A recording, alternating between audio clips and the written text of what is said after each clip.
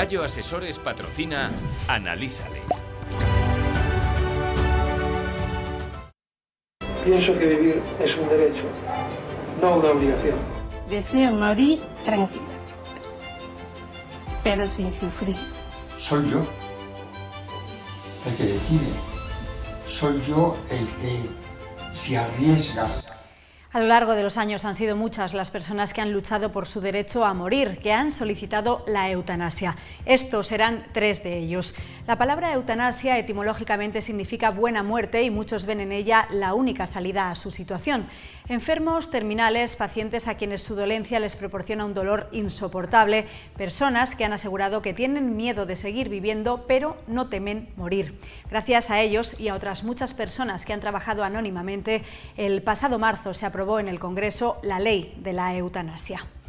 Su objetivo es regular el derecho que corresponde a toda persona que cumpla las condiciones exigidas a solicitar y recibir la ayuda necesaria para morir. Más de medio año después de su aprobación, esta ley sigue funcionando de manera desigual según la comunidad autónoma.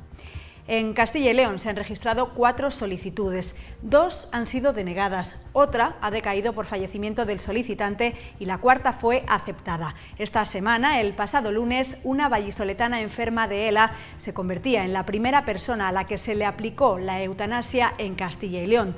Murió en su domicilio el 25 de octubre. El visto bueno lo dio el pasado día 20 la Comisión de Garantías y Evaluación de Castilla y León, la encargada de aprobar en última instancia una eutanasia. Sin ella no se puede realizar ninguna. En caso de recibir el visto bueno de esta comisión, el demandante establecerá una fecha con el médico responsable para morir en su domicilio o en un hospital, para morir en una cama como esta. En Castilla y León ya vemos que funciona, pero hay autonomías donde todavía no existe, no se ha formado esa comisión. Todas estas trabas dificultan y sobre todo ralentizan que los pacientes puedan solicitar la eutanasia. También lo hace la objeción de conciencia, a la que muchos médicos recurren por voluntad propia, pero otros lo hacen por falta de formación o información sobre ella. Todo esto conlleva que haya personas que decidan poner fin a su vida sin recurrir a la ley. No quieren esperar. Fue lo que hizo Sara Fernández, una leonesa de 35 años que se quitó la vida en Oviedo acompañada por 2 personas para no seguir sufriendo una enfermedad degenerativa. Sara tomó esa determinación cuando la eutanasia ya era legal en nuestro país. Era víctima de un proceso sin posibilidad de curación y no quiso esperar más.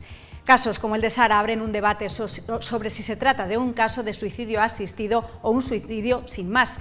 Ambos los contempla la ley.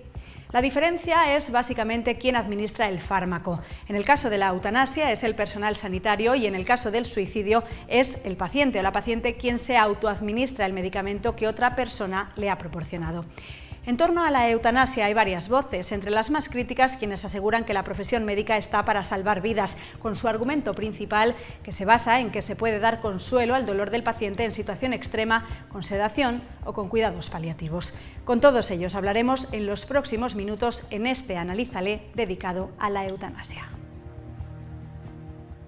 ¿Aún no conoces Red Lion? Se trata de una operadora móvil 100% León que conecta con lo nuestro, con nuestra tierra, con nuestra gente y con nuestra forma de ver y de entender el mundo. Cuentan con cobertura de primer nivel y precios adecuados a tus necesidades. Toma nota. Fibra de 600 megas, 50 gigas en el móvil y llamadas totalmente ilimitadas, tan solo 45 € IVA incluido. Y si solo quieres fibra en casa de 300 megas, 25 € IVA incluido. Si lo que necesitas es más internet en el móvil, esta tarifa te puede interesar. 30 gigas. 6.000 minutos en llamadas por 15 € IVA incluido. Pero si hablas más que navegas, esta opción puede ser la tuya. 5 gigas en el móvil y llamadas ilimitadas por tan solo 7 € IVA incluido. ¿A qué te presta? Pues no lo pienses más. Red Lion es León. Por identidad y honestidad, ven a formar parte de esta familia. Y es que conectar con lo nuestro nunca fue tan fácil. Conéctate a tu tarifa cazurra con Red Lion. Llama gratis al 987 831 000 o entra en la página web redliontelco.es y elige tu tarifa. Red Lion, ¿a qué te presta?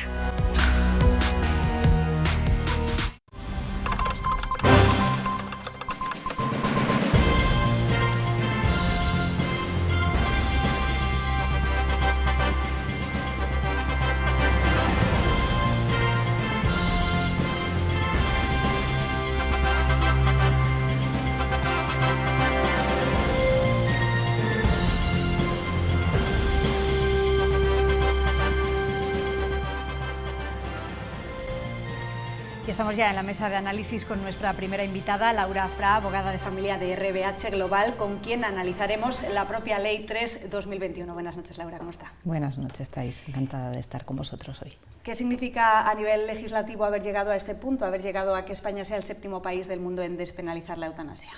Bueno, desde mi punto de vista como jurista me parece que es la consolidación de un derecho que en la sociedad creo que estaba reclamando, en la sociedad española.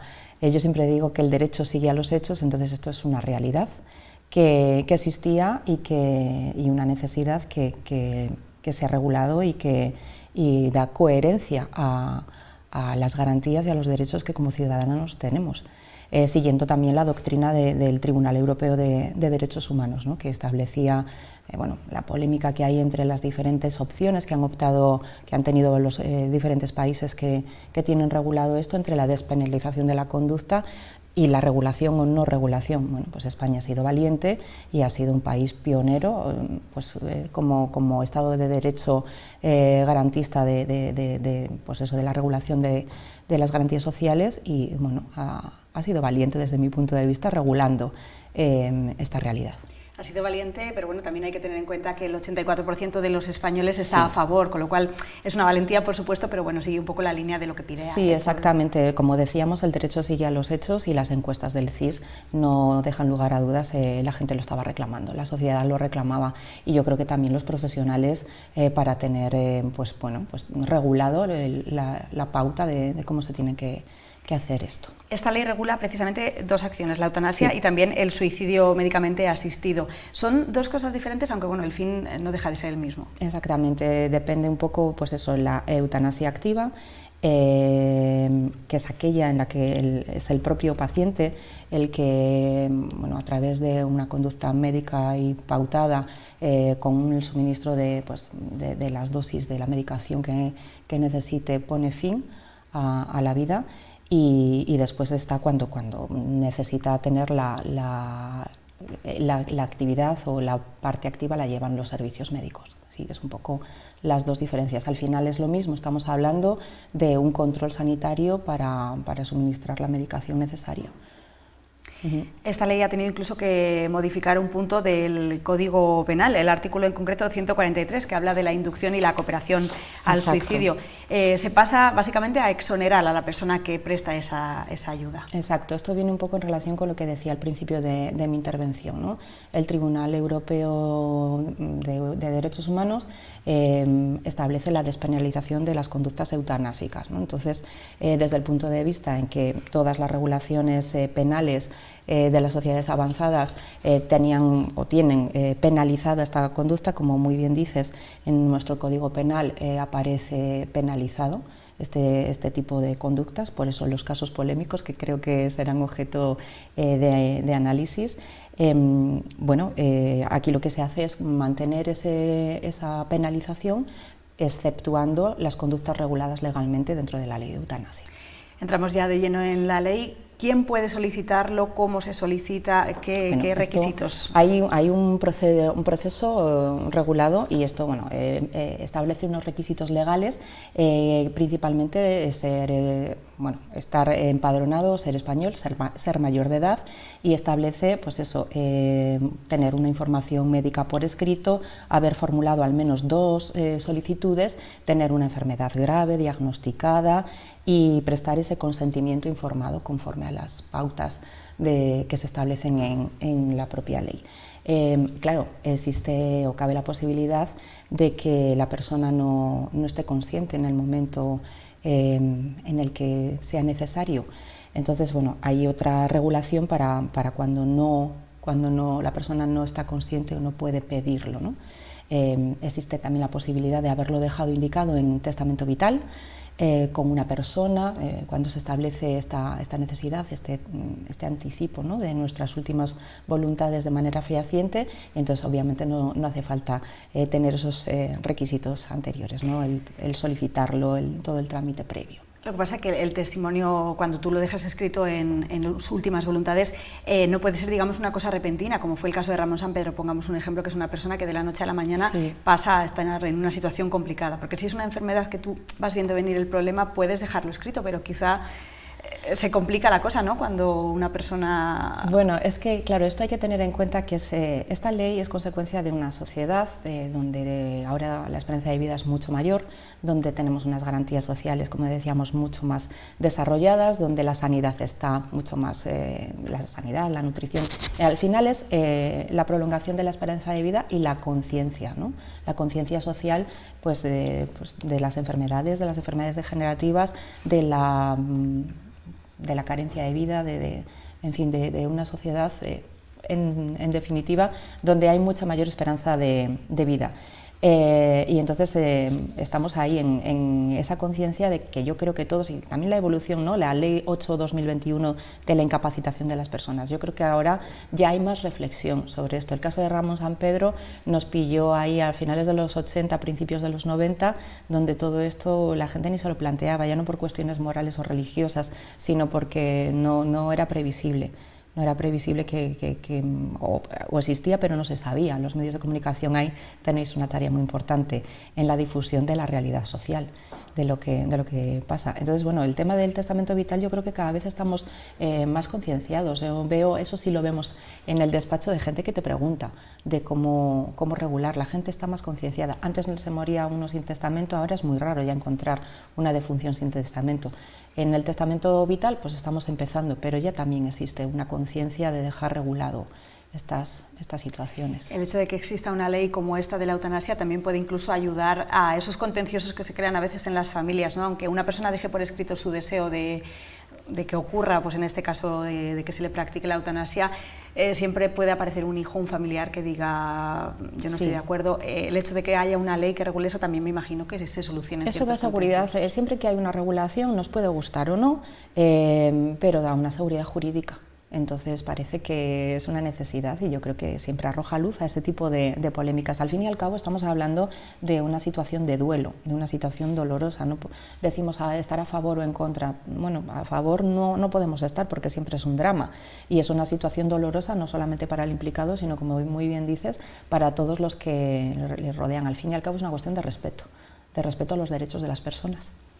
Cuando una persona se ve en una situación así, con una enfermedad terminal o que no tiene cura y no ve otra salida que la eutanasia, comienza el proceso amparado por la ley y no sé si se puede revocar en algún momento que una persona pida un aplazamiento o incluso directamente que le saquen del proceso. Sí, por supuesto, se puede revocar en cualquier momento. El proceso no es una cuestión inmediata, es un proceso garantista que conlleva una doble petición. Hay que hacer una solicitud inicialmente por escrito, firmada delante de los médicos.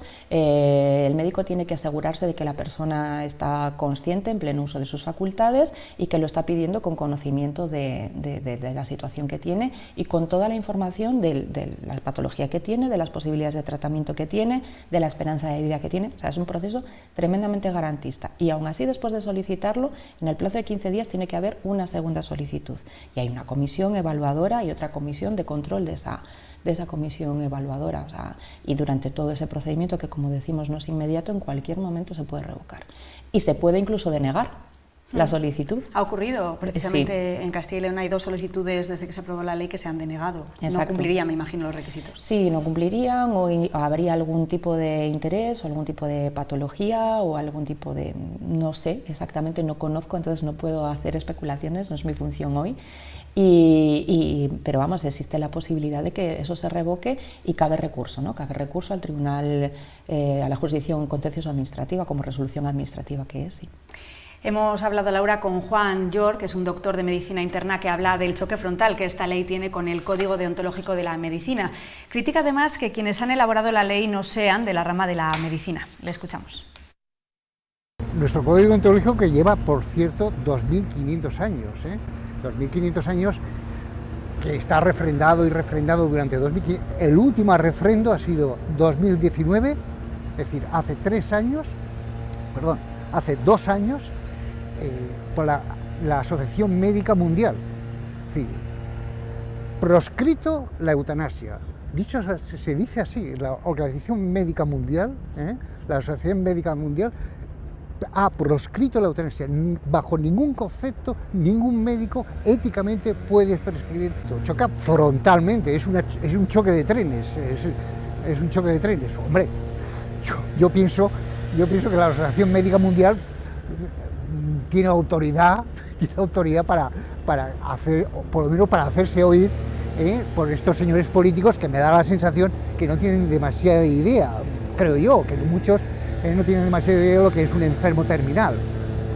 Lo han visto, han oído películas, han visto reportajes, pero saber lo que es un enfermo me da la sensación que muchos de los que han elaborado la ley no tienen demasiada idea profesional del tema. Hay una persona que no está, que no conoce con precisión y como parte de su actividad profesional, y de pronto legisla sobre esa actividad profesional, me parece que como dominios, como menos, hará chapuzas. El doctor, que la ley no se ha tenido en cuenta a los profesionales de la medicina. Me imagino que cuando se fabrica una ley desde cero, como es el caso, se tienen en cuenta muchos factores, ¿no? Sí, yo creo que no estamos hablando de lo mismo. Sorprende muchísimo este tipo de declaraciones. Por supuesto que esta ley ha sido elaborada y contando con profesionales de la medicina. En concreto, la ley ha sido elaborada, no podía ser de otra manera, por el Ministerio de Sanidad, siendo ministra una doctora, María Luisa Carcedo, y el Consejo Asesor de Sanidad y Servicios Sociales. O sea, no solamente se han tenido en cuenta profesionales de todas las ramas de la medicina, oncólogos, psiquiatras, psicólogos, trabajadores sociales, en fin, el elenco no vamos a nombrar aquí a todos, pero gente de reconocidísimo prestigio, con premios nacionales e internacionales, gente que sí que ha ejercido la medicina, aunque ahora esté en cargos de muchísima responsabilidad, pero son profesionales que saben lo que tienen entre manos. Respecto al choque con el código deontológico de la medicina, bueno, aunque haya sido renovado en el código deontológico en el año 2019, evidentemente se tendrá que adaptar. Yo entiendo desde el punto de vista legal que puede haber un conflicto legislativo, pero está claro que hay algo que está derogado, al menos implícitamente, con la entrada en vigor de esta ley. Lo que sí es que, por supuesto, ningún profesional de la medicina está obligado. Existe la objeción de conciencia y además la Administración Sanitaria tiene un registro de médicos que se acojan a esa objeción de conciencia, y nadie que esté en contra o que no quiera practicar esto va a estar obligado, ningún profesional médico va a estar obligado a ello. De hecho, bueno, la ley ha llevado muchísimo tiempo elaborarla, con lo cual sí que se habrán tenido en cuenta varios intentos fallidos después, pues todo lo que no se pudo hacer con la primera intentona, en la segunda, etcétera. Llevamos, me parece, que 15 proyectos fallidos. Sí, esto no es una cuestión que se haya hecho y desde luego no es una improvisación. Nos puede gustar más o menos, será mejor o peor, tendrá reformas, como todas las normas, adaptándose a la realidad social, como decíamos, pero desde luego es una norma que se ha aprobado con una amplísima mayoría parlamentaria, solamente 2 abstenciones, y creo que no cabe discusión de que es una ley rigurosa y elaborada con muchas garantías, sobre todo para los profesionales médicos. Sí. Pues muchas gracias, Laura Fra, por explicarnos tan a fondo esta ley. Creo que ha quedado bastante claro. Gracias, muchas gracias a vosotros. Gracias. Es una norma que ha cumplido ya medio año de vida en España, aunque hay voces, como hemos visto, que aseguran que aún no está funcionando como debería. También voces contrarias a esta ley. Trataremos todo ello en breve, después de esta pausa. Volvemos enseguida.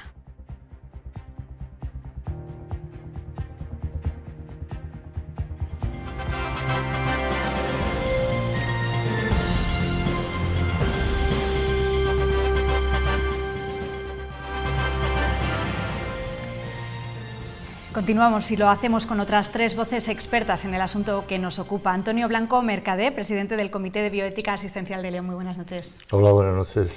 Nos acompaña también Teresa Rivas, de la Asociación Derecho a Morir Dignamente. Muy buenas noches. Buenas noches. Y en tercer lugar, Ana Villadangos, trabajadora social. ¿Qué tal? Muy buenas noches. Buenas noches. Mucho ha pasado desde aquel julio de 1993 en el que Ramón Sampedro, de 55 años y tetrapléjico durante la mitad de su vida por un accidente en el mar, pedía a un juzgado permiso para morir. La justicia le denegó la petición de eutanasia, pero su demanda empezó a abrir un camino que siguieron otros muchos. Yo no soy un ser humano, soy una cabeza pegada a un cuerpo. Tal vez pueda razonar o pensar un poco sobre la vida o la muerte, Dios o el diablo, pero yo nunca podré llegar a acariciar a un ser humano. El día que me partí el cuello fue el último día de mi vida.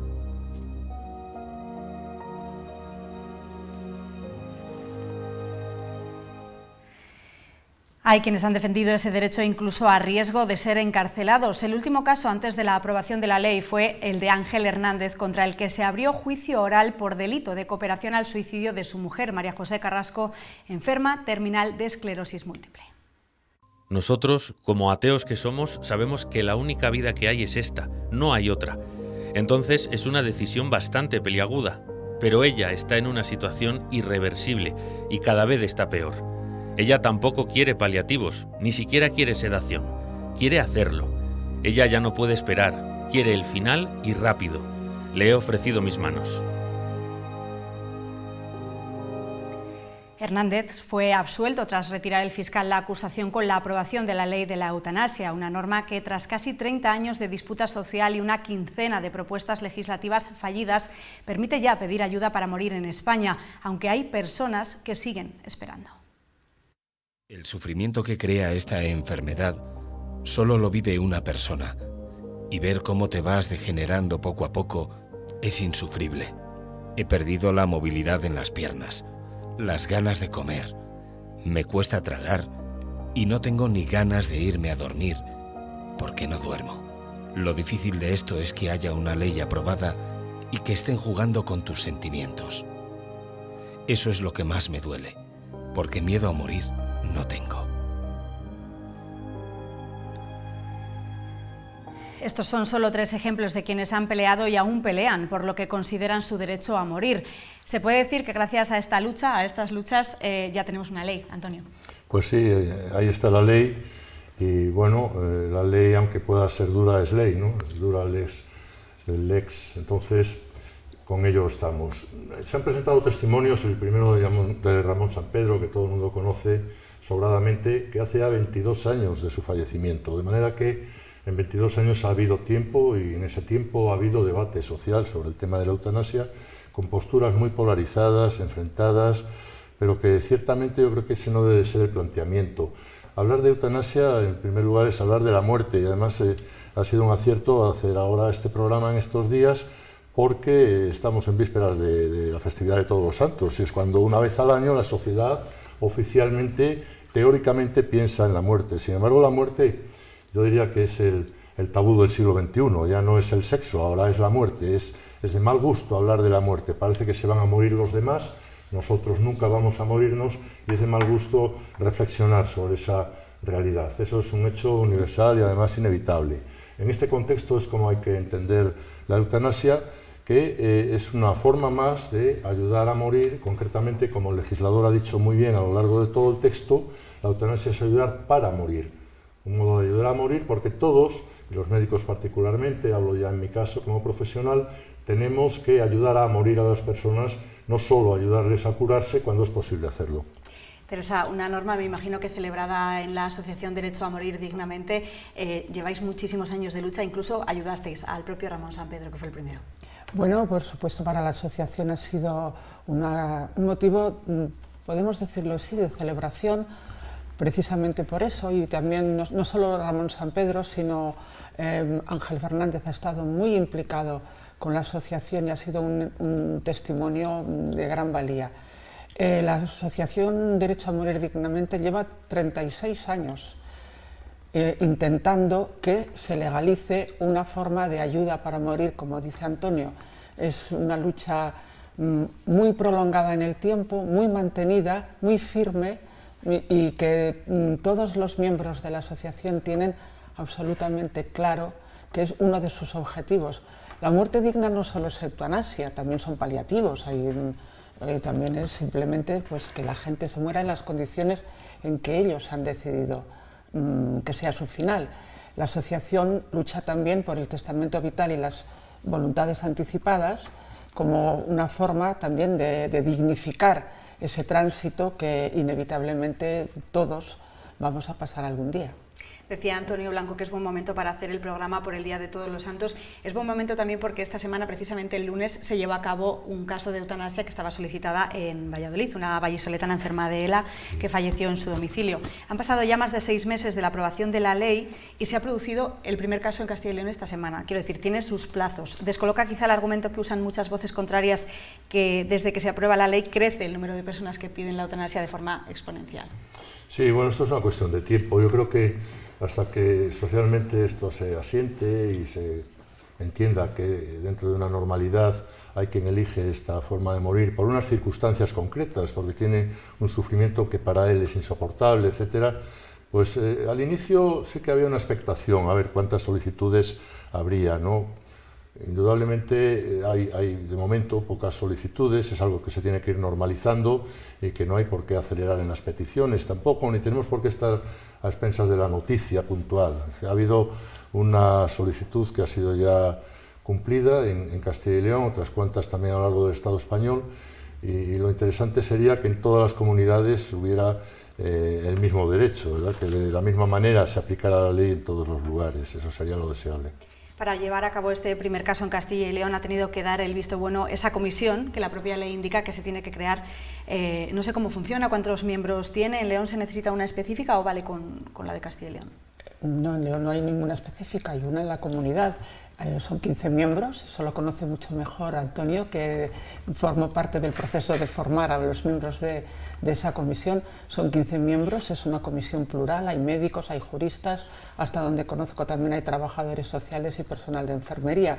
Y aquí quiero decir que para la Asociación Derecho a Morir Dignamente ha sido también un alivio ver que nuestra comunidad está funcionando, porque francamente teníamos algunos recelos, dado que algunos de los miembros de esa comisión se habían manifestado en contra de la ley. Entonces era un poco difícil de entender cómo alguien que está en contra está en esa comisión, pero por eso hemos visto con gran alivio que se haya podido llevar a cabo de una manera normal la eutanasia en nuestra comunidad, y además de una manera discreta, y además en su domicilio, efectuada por un equipo que probablemente conocía bien al paciente, que es lo idóneo, lo más adecuado.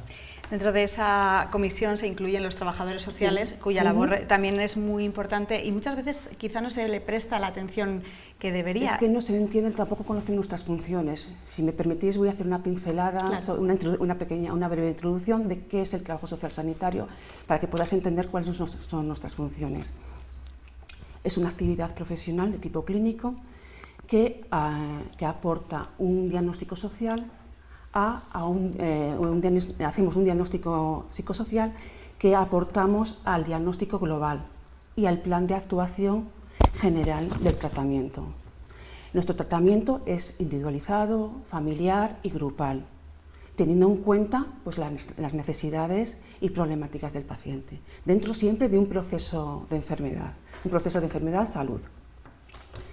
Pero la parte más importante que hacemos es el acompañamiento. Nosotros acompañamos en todo el proceso de salud, de enfermedad, donde intentamos ayudar a mitigar el sufrimiento y el dolor, que no se sientan solos.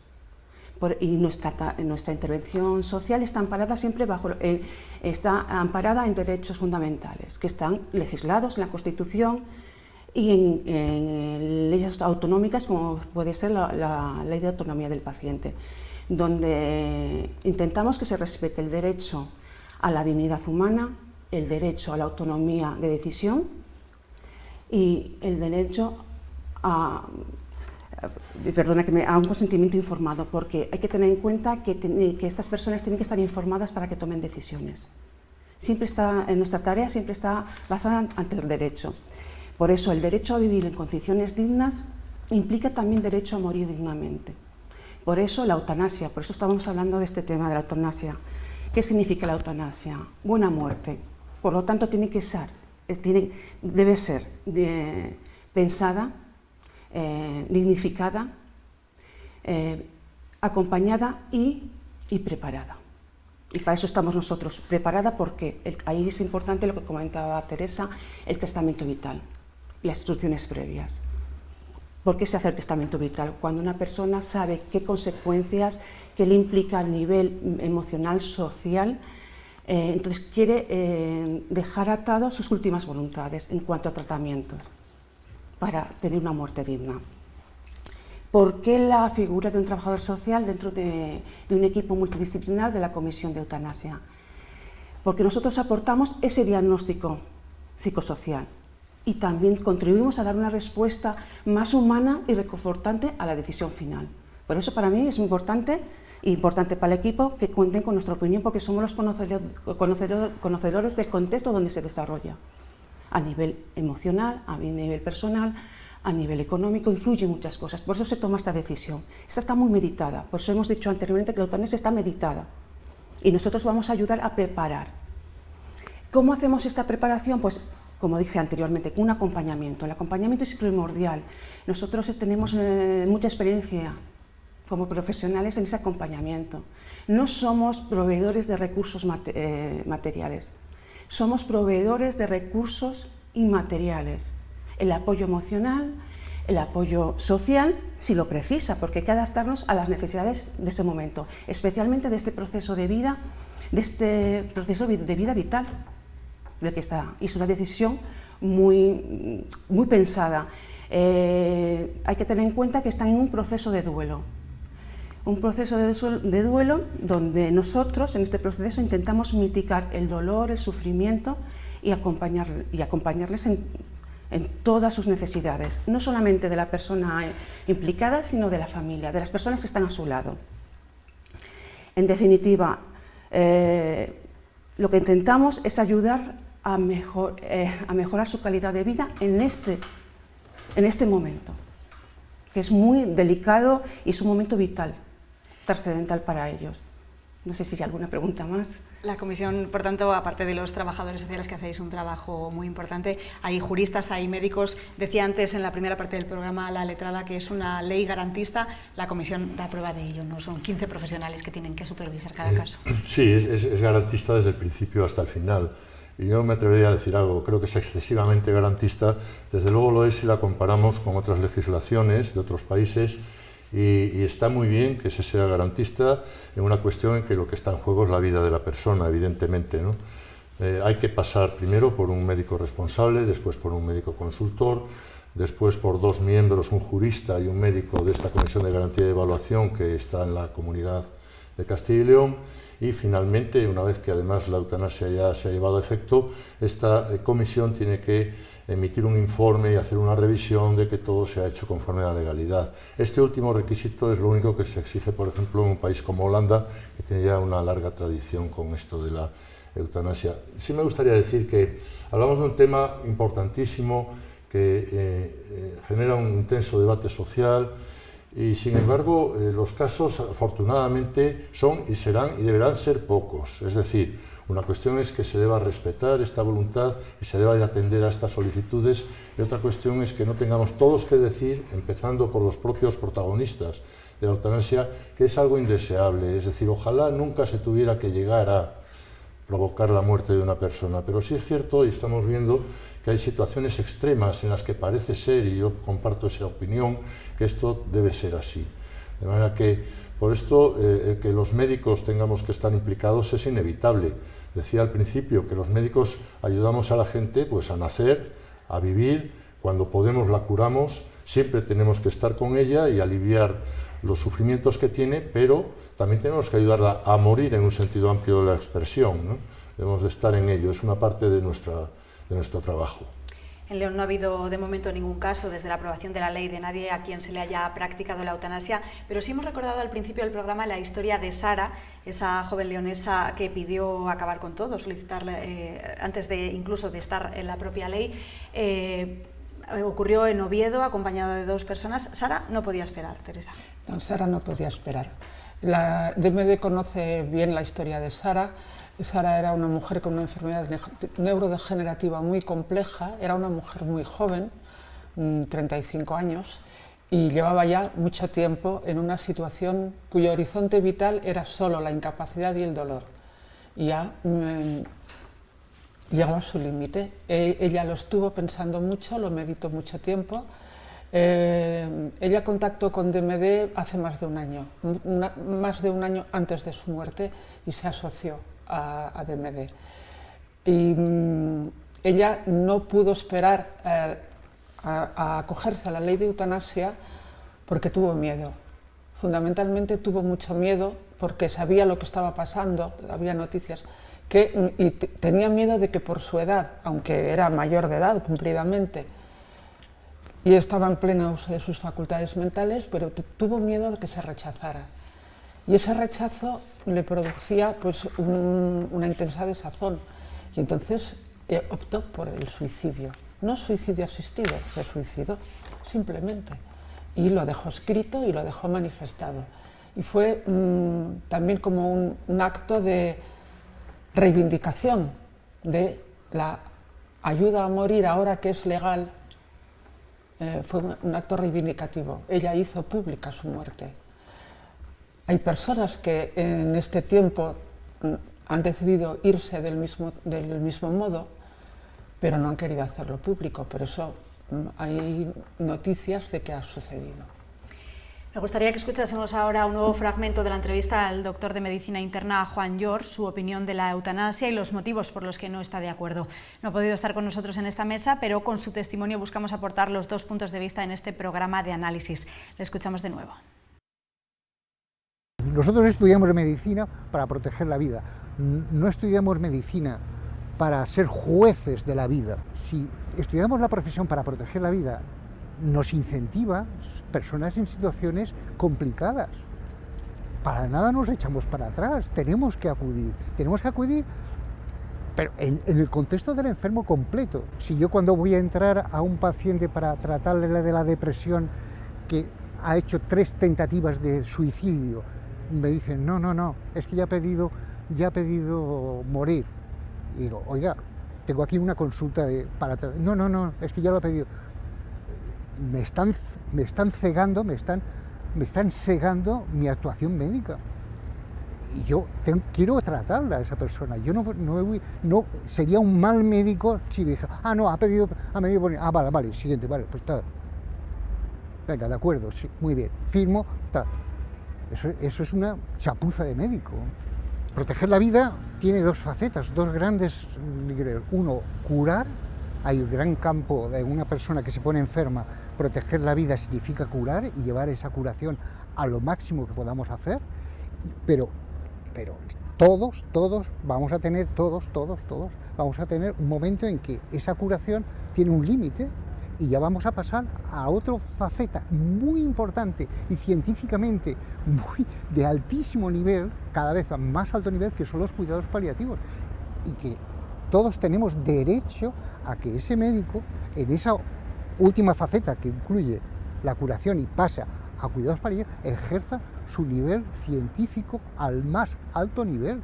Mientras los médicos tengamos bien claro por qué hemos estudiado, y hemos estudiado, vuelvo a repetir, hemos estudiado para proteger la vida en cualquiera de las situaciones y con las 2 facetas que hemos hablado antes, pues los médicos hemos estudiado para eso y somos la inmensa mayoría. Ahora, la porción de médicos que yo pienso que han equivocado sus estudios, donde son jueces de la vida de los demás, pues ahí ellos lo tienen, yo creo, tienen que convencer mucho a la población, ¿no? Yo soy juez de la vida. Entonces, juez de la vida, pues chico, todavía yo creo que tenemos mucho tirón los médicos como protectores de la vida. Los médicos como protectores de la vida, una valoración, Antonio. Los médicos hemos estudiado, pero no para proteger la vida, porque entonces nuestra labor está perdida. Todos los enfermos se nos mueren. Todos nos morimos. Los médicos tenemos que ser conscientes de esa realidad. Entonces no podemos proteger la vida sine die. La vida se nos va a escapar como el agua entre las manos. Nuestros enfermos, como nosotros mismos, se van a acabar muriendo. Nosotros somos médicos, pero no somos jueces de nada. Nosotros somos personas que intentamos ayudar a los demás en su sufrimiento. Proteger la vida ayudar a morir también. Nosotros somos médicos y como tales somos personas sociales como los demás. Nosotros no sabemos más de la vida y de la muerte de lo que saben todos los demás. Nosotros somos personas y sabemos de la vida biológica mucho, no todo. Sabemos cómo intentar prolongar la vida, sabemos cómo intentar también prolongar en exceso la vida. Cuidado, no diga nunca a nadie, doctor, haga todo lo posible, porque un médico que hace todo lo posible va a actuar mal. No todo lo que se puede hacer en medicina hay que hacerlo. El tema de la eutanasia, como el tema de la vida y de la muerte, no es un problema médico, no es un problema técnico y no es un problema judicial, es un problema ético. Es un problema ético y no es más que eso. Y los médicos somos parte de la sociedad y muchos estarán, como se dice, a favor de y otros en contra de la eutanasia. Estas posiciones radicales a mí no me gustan. Nadie puede estar a favor de la muerte ni a favor de provocar la muerte. Pero sí podemos reconocer, muchos médicos lo hacemos, que a veces hay situaciones extremas en las que no cabe otra que respetar la libertad de conciencia del individuo que se está muriendo. Una libertad de conciencia que además dejan patente, ¿no? Los que le acompañáis desde el principio sabéis que no quiere sedación, que no quiere cuidados paliativos, lo que quiere es acabar. Por eso la eutanasia es una oportunidad, porque se han agotado todos los recursos, tanto médicos, sociales, sanitarios, se ha agotado todo. Es una decisión muy meditada, por eso dije anteriormente, meditada, y tenemos nosotros como profesionales dignificar y hacer respetar esos derechos. Hay que resolver lo que decía Antonio, aquí no estamos para cuestionar si estamos a favor o en contra. Hay que resolver la ecuación de derecho a vivir con dignidad y también derecho a una muerte dignificada, siempre respetando las voluntades, la autonomía de decisión de la persona. Una valoración, Teresa. Pues que, como ha dicho Antonio y como también has dicho tú, una persona que solicita la eutanasia no lo hace de la noche a la mañana. Previamente lo tiene enormemente pensado. No es una decisión que se tome así a bote pronto. Entonces, cuando una persona... ¿cómo podemos medir el sufrimiento? ¿Cómo sabemos lo soportable o insoportable que es el sufrimiento de una persona? Eso no hay ninguna escala para medirlo. Y decirle a una persona, no, usted todavía no está sufriendo suficiente, todavía puede esperar. ¿Quién puede decir una cosa así? Hay que respetar su decisión. ¿Cuál es su límite? El límite que cada uno sabe hasta dónde puede llegar, hasta dónde quiere que su horizonte se acabe. Entonces, eso es fundamentalmente, estoy muy completamente de acuerdo con ellos dos, esto es una cuestión de respeto a la voluntad de las personas que han decidido ya acabar con eso que es para ellos insoportable. Yo quisiera aclarar un tema conceptual que me parece muy importante y es la cuestión de la palabra dignidad. Dignas son las personas, eso fue lo que Kant dijo. Las personas son en sí mismo un fin y no un medio, las personas tienen valor en sí mismo, no tienen precio, en fin. La dignidad es algo intrínseco de todo ser humano. Entonces, esto es, las muertes ni las vidas no son dignas ni indignas, lo son las personas. Lo importante de esta cuestión, en efecto, es la conciencia de cada uno. La conciencia está conformada por nuestras convicciones, nuestras creencias, cada uno las nuestras. Y el respeto a la libertad de conciencia tiene que ser la máxima en toda esta cuestión. Es decir, yo no me erijo en juez de nadie, pero quiero respetar la libertad de conciencia de los demás. Y los médicos tenemos una normativa. Nos regimos en primer lugar por las leyes generales de una sociedad democrática y tenemos que obedecerlas como los demás. Se nos reconoce expresamente en esta ley la posibilidad de objetar en conciencia de acuerdo con nuestras convicciones personales, no colectivas. No todos los médicos tenemos la misma conciencia. Cada uno en virtud de su propia conciencia podrá o no objetar. Podrá objetar porque entiende que eso va en contra de sus principios y de sus convicciones, o podrá ayudar a la otra persona si entiende la cuestión de otra manera. Entonces, la libertad de conciencia aquí es lo fundamental. Y la normativa que nos rige a los médicos, además de la ley, es el Código Deontológico. Artículo 36.3. El médico nunca provocará de manera intencionada la muerte de una persona, aunque ésta se lo pida expresamente. las autoridades médicas saben y lo conocen, porque además yo me he encargado de que así sea, que este artículo es papel mojado en este momento, porque el propio Código de Deontología Médica dice que nunca se sancionará a un médico por cumplir la ley. Es evidente que es cuestión de tiempo que este artículo se derogue o se modifique, en tanto que tiene que ser compatible con la ley general. De verdad que ni lo que diga el Código Deontológico actual, ni lo que diga la Asociación Médica Mundial, que está formada por unos médicos, va a imponer esta cuestión ética y moral a todos los profesionales, que somos muchos, como en la población general, que participamos de otra convicción y de otra ideología y de otro credo. Perfecto. Nos hemos quedado sin tiempo, esperamos haber dado una visión global de este tema y desde luego si lo hemos hecho ha sido gracias a ustedes, Antonio, Teresa, Ana, gracias por acompañarnos esta noche. Muchas gracias. Nos vamos, no se pierdan el próximo Analízale, en el que ya trabajan nuestros compañeros. Estará conducido por Mónica Murciego y abordará el tema de la inmigración. Nosotros nos vamos escuchando las voces de los protagonistas, de los que han luchado y mucho por llegar hasta aquí. Gracias por vernos, feliz semana. Pienso que vivir es un derecho, no una obligación. Deseo morir tranquila, pero sin sufrir.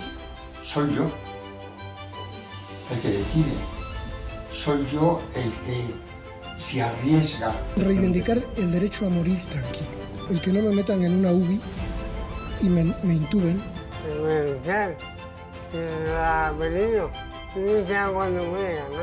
¿Tú crees que no tengo el derecho inalienable de decir, quiero finalizar mi vida? ¿Quién me lo impide? Dios. ¿Para qué quiero seguir aquí? Si es que no tiene sentido. Hoy soy yo, pero en un futuro pueden ser tus abuelos, tus padres, tus hermanos, tus hijos, tus nietos o tú.